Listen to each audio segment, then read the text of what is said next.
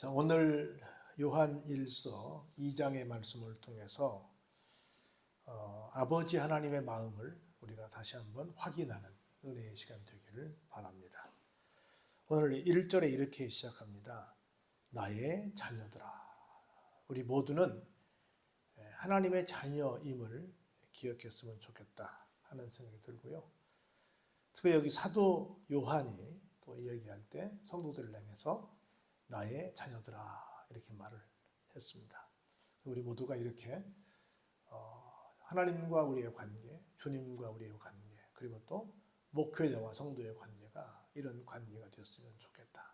이 단어가 참 너무나 정겹고 참 지금처럼 반목과 갈등이 심한 세상에서는 참 아름다운 말씀이다라는 생각이 듭니다.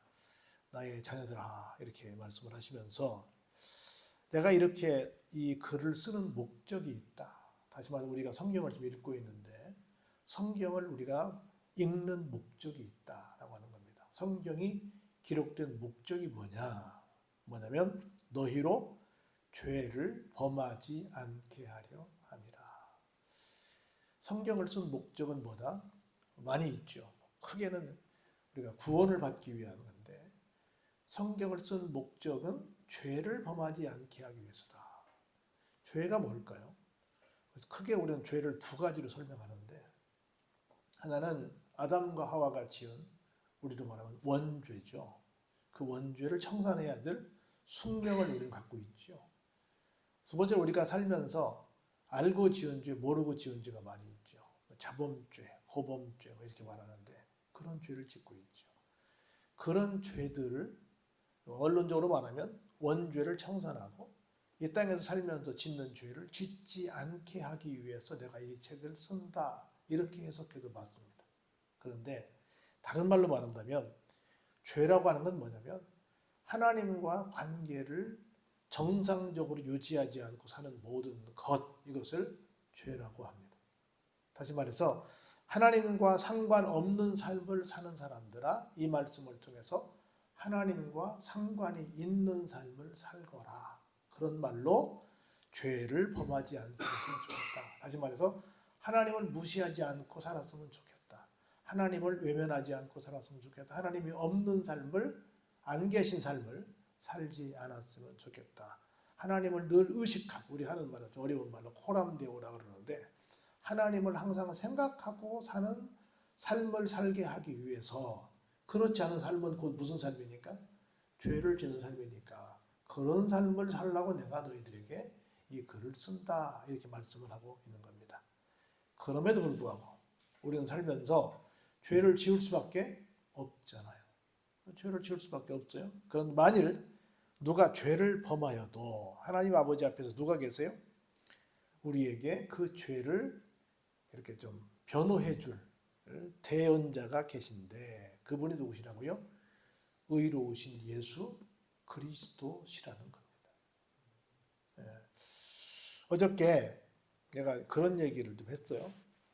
어떤 분이 이번에 목공 기능사 자격증 시험을 보는데 몇 사람이 떨어졌대. 근데 떨어진 사람이 어떤 사람들이었냐면 이렇게 좀 그 시험 보는 응시생 중에 수험생 중에 어떤 잘하는 사람이 이렇게 하세요 하고 학생들끼리 서로 이렇게 하면 조금 더 우리가 유리하게 할 수 있을 것 같아요. 정보를 공유를 했대. 근데 그냥 내가 알아서 할게요 하는 사람들과 그리고 하다 보면 이렇게 하면 실수할 수 있는데 이걸 다시 이렇게도 만회할 수 있으니까 끝까지 포기하지 말고 그렇게 만회하세요. 그렇게 했더니 한번 잘못 잘랐다고 끝났어 하고 자기 스스로 그냥 털고 시간은 하루 종일인데 그냥 나 실격했어 하고 나와버리다는 거야. 그리고 상의하지 않고 혼자서 그냥 끝까지 한 사람들 중에 또 떨어진 사람이 있다는 거야. 근데 평상시에는 아주 잘했대. 그리고 충분히 생각해보면 또 다시 보완해가면서 할 수 있는 일인데도 상의하지 않고 또 한 번 또 엇나갔다고 그냥 해버린 사람들은 안 됐다는 거예요. 제가 그러면서 그런 간증을 했어요. 제가 오래전에 버스 대형 면허를 따게 되는데 학원에 가서 훈련을 받는데 그 강사 선생님이 딱 한 번 가르쳐주고 알아서 하세요. 그런 거예요. 그래가지고 수험생들끼리 같이 모여가지고 이 사람이 운전하면 옆에서 가르쳐 주는 거야. 여기서 코스가 이렇게 간다 그랬어. 여기서 이렇게 하라 그랬어. 설명을 이렇게 했어요. 그래서 수험생들끼리 다 얘기해가지고 버스가 1번 버스가 있고 2번 버스가 있어. 근데 버스가 똑같잖아. 1번 버스는 여기다 대야 되고 2번 버스는 여기다 대야 되는 거야. 트는 데가 달라. 그래서 우리끼리 살짝 거다가 물건을 놨어. 1번 버스는 여기서 꺾기로 하고 2번 버스는 여기다 꺾고 해서 우리끼리 상의를 다 해가지고 한 번에 모두 다 한 명도 나고하지 않고 다 합격을 했어요. 내가 그 예를 들면서 서로 얘기를 해야 되는데 나 나름대로 할 거야. 한 사람들은 다 떨어졌다는 거야. 무슨 얘기냐면 살다 보면 죄를 지을 수 있어요? 없어요? 지을 수 있죠. 그래도 다시 하나님 앞에 나와서 얘기하고 다시 새로운 누가 계시니까? 우리에게 대예언자 예수님께서 계시니까 다시 살 수 있는 방안을 만들어 보자는 거예요. 우리의 대언자가 계시는 거예요. 그래서 우리가 살다 보면 막 여러 가지 복잡한 생각이 들 수 있어요. 그럴지라도 항상 누가 계시다? 우리의 대언자가 계시다. 내가 실수했더라도 내가 뭐 잘못했더라도 다시 나를 좀 편들어 주시고 내가 다시 한번 회복할 수 있는 내가 다시 한번 일어날 수 있는 그런 힘을 부여하시는 우리 예수님이 계시다. 이걸 믿고 내 스스로 포기하는 일은 있어서는 안 되겠다. 할렐루야. 그래서 살아있다고 한다는 것은 뭐다? 기회가 주어졌다는 것이다.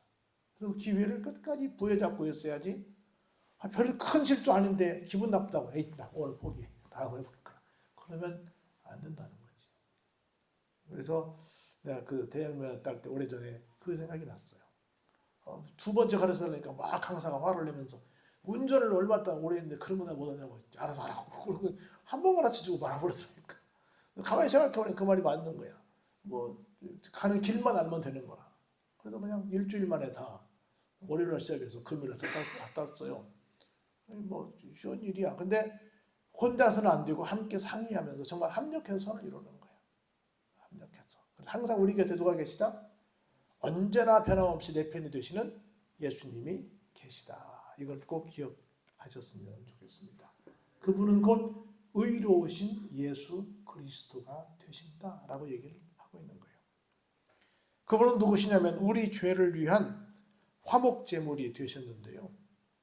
우리만 위하신대요? 아니에요. 온 세상 모든 사람들의 죄까지도 다 담당하신다는 겁니다. 물론 하나님 예수님 우리 사랑하시죠. 우리만 사랑하시는 것이 아니라 모든 사람들을 사랑하신다는 걸 기억하시고 이 혜택을 우리뿐이 아니라 모든 사람들이 받을 수 있도록 모든 사람들에게 전하시기를 주의 이름으로 축복합니다. 그러면서 이렇게 말씀해요. 우리가 그의 계명을 지키면 이로써 우리가 그를 아는 줄로 알 것이요. 계명이라고 하는 것은 뭐 이거 해라, 이거 하지 말라 그렇게 말하는 것인데 사실은 그냥 사소한 것 하나라도 그분이 말씀하시는 모든 내용을 가리키는 거예요. 우리가 정말로 어떤 내가 사랑하는 공동체가 있고 내가 사랑하는 사람이 있다고 한다면 그 공동체가 말하는 그 사소한 내용도 다 우리는 유념해서 들을 거라고 봅니다. 내가 아끼는 사람이 있다고 한다면 그 아끼는 사람이 지나가는 말도 그냥 지나치지 않을 거라고 봅니다.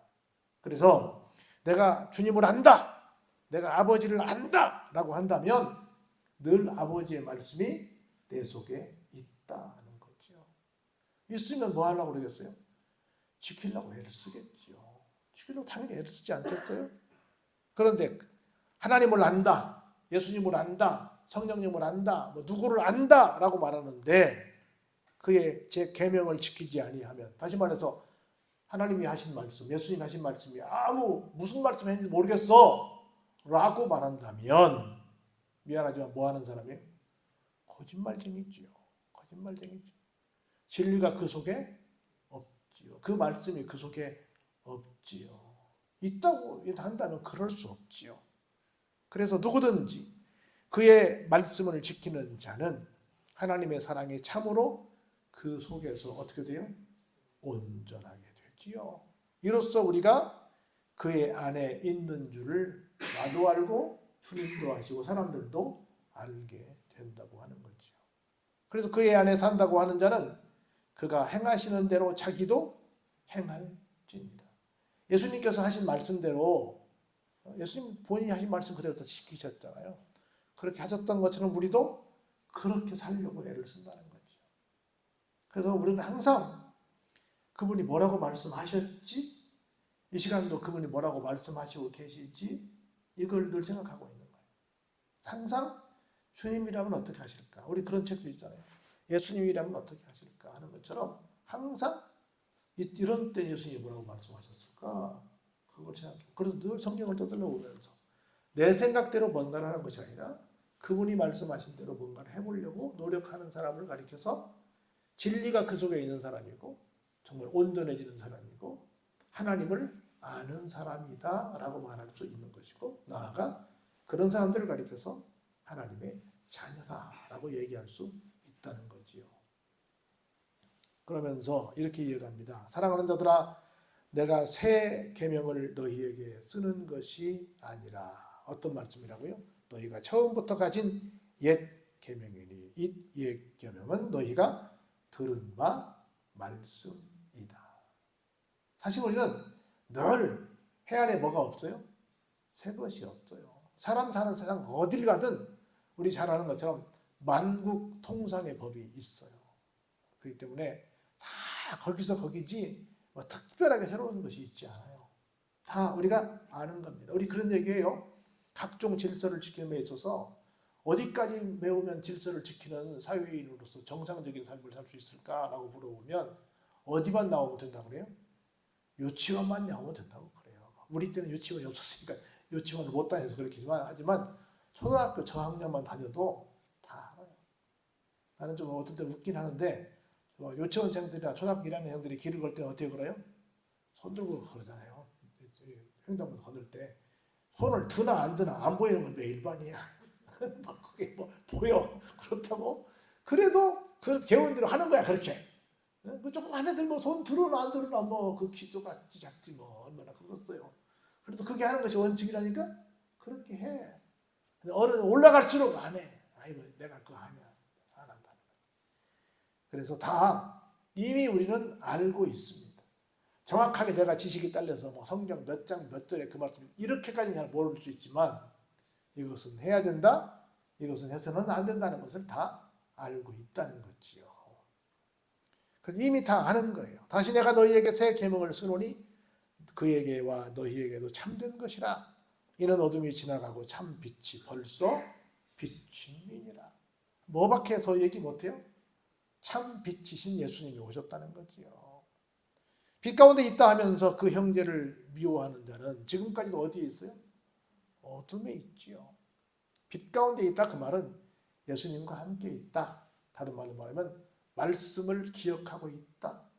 더 나아가서 말씀을 실천하려고 하고 있다. 이런 건데 만일 내가 그렇게 말한다고 하면서도 누군가를 뭐하면 미워하고 있다고 한다면 사실은 빛 가운데 있지 않다. 다시 말해 예수님과 함께 있지 않다. 말씀과 상관없이 살고 있다. 그렇게 말하는 겁니다. 그의 형제를 사랑하는 자는 빛 가운데 거하여 자기 속에 뭐가 없어요? 거리낌이 없죠.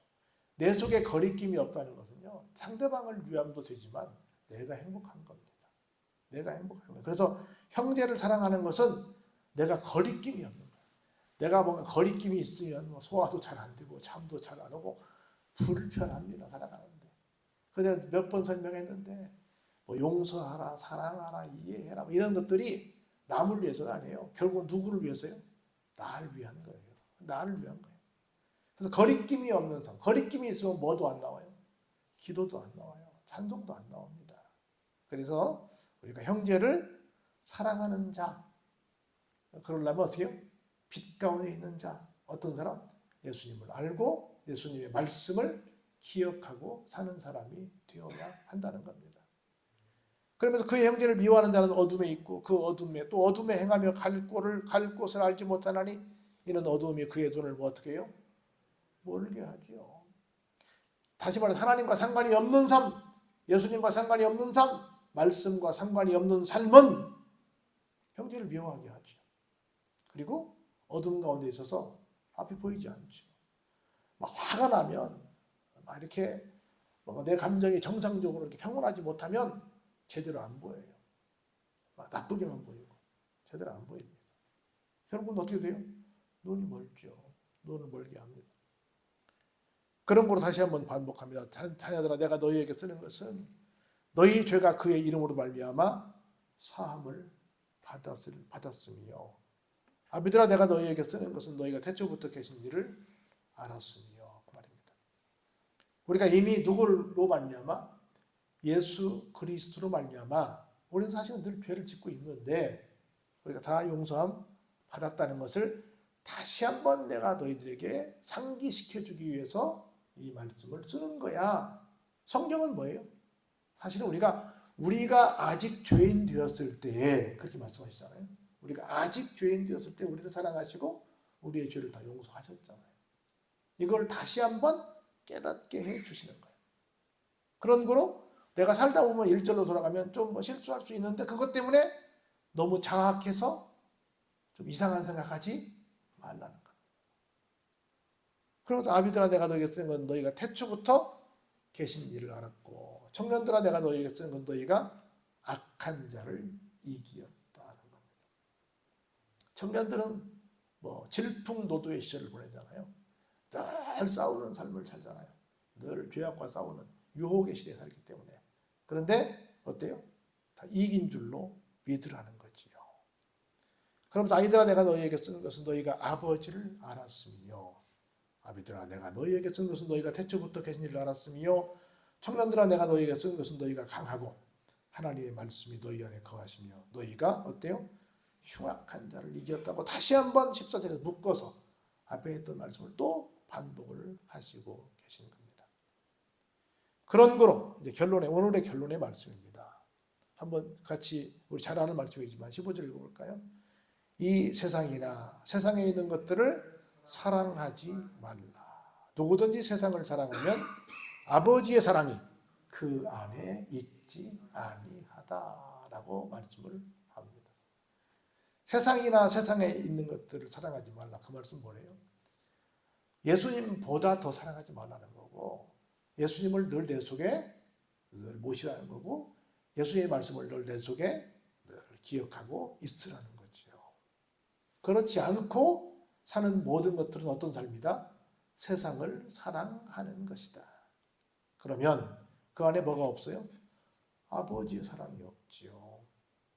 볼까요? 그래서 이는 세상에 있는 모든 것이 어떤 것이냐면, 첫 번째 육신의 정욕과, 두 번째 안목의 정욕과, 세 번째 이생의 자랑이니 다 아버지께로부터 온 것이 아니고 뭐예요? 세상으로부터 온 것이라는 거죠. 그건 다 일시적이라는 거죠.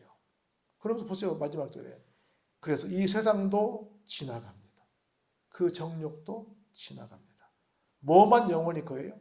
오직 하나님의 뜻을 행하는 자만 영원히 거하게 됩니다. 오늘 긴 2장 1절로 17절까지 말씀이지만 하나예요. 우리 속에 뭐가 있게 하자? 빛이 있게 하자. 진리가 있게 하자. 쉽게 말해서 예수님의 말씀이 내 속에 있게 하자. 이 얘기하는 거예요. 그러면 하나님을 사랑하는 자가 되는 거고, 그러면 우리가 혹시 실수한다 해서 우리에게 대언자가 계셔서 우리를 향해서 기가 막힌 어드보케이트, 우리를 옹호해 주는 말씀을 하시는 거고, 우리를 다시 한번 회복할 수 있는 길로 안내하신다는 겁니다. 그래서 늘 이걸 쓴 목적이 죄를 범하지 않게 한다. 그 말은 하나님과 상관없이 살게 하는 삶을 사는 것이 아니라 늘 하나님과 상관 있는 삶을 살게 하는 것이다. 세상이 참 많이 흉악합니다. 많이 어지럽습니다. 그런데 하나님 말씀이 나를 붙들고 있으면 어떤 상황에서도 다시 한번 우리는 그래, 주님 말씀대로 해봐야지 라고 생각하게 되리라 믿습니다. 이런 믿음이 여러분 속에 넘쳐나기를 주의 이름으로 축원합니다.